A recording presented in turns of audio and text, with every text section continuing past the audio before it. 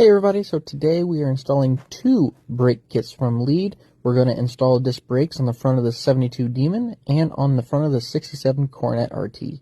We'll go ahead and start with the Coronet. Now it already has disc brakes on the car, just doesn't stop that great, so that's the reason that we're changing this over. Now this kit comes with a master cylinder, comes with two brake calipers, all the brackets you need. This car already had disc brakes on it that someone converted this car over with. However, again, we just don't like it. Also come to find out that this had an aftermarket spindle on it, so we had to replace that with a factory spindle because the brackets that come in the kit just did not work with the aftermarket spindle, as you can see here. So we located a factory drum brake spindle to put back on this car.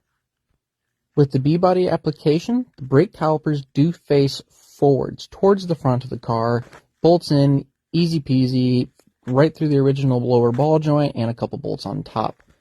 Next, we install the spacer, make sure the chamfered edge goes towards the inside of the car. We already had the rotors packed and the grease inside and the seal installed. I like to lubricate the spindle a little bit.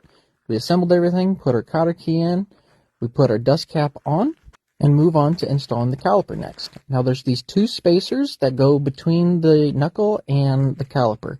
They fit in here just like so. With the caliper mounted, you need to make sure that the bleeder screw is at the top, so that way everything can bleed properly. We installed our brake line next. Here's what everything looks like on the back side with everything mounted up. I also like to go ahead and spin the rotor just to make sure everything's not dragging. You also have to verify that the rotor is sitting centered inside of the caliper as well. With the front brakes finally installed, we're ready to move on to the master cylinder before bleeding the brakes. We removed the nuts holding it onto the brake booster and swapped it right out. There was no adjustment needed on this application, although I do have a checker to make sure the depth is correct.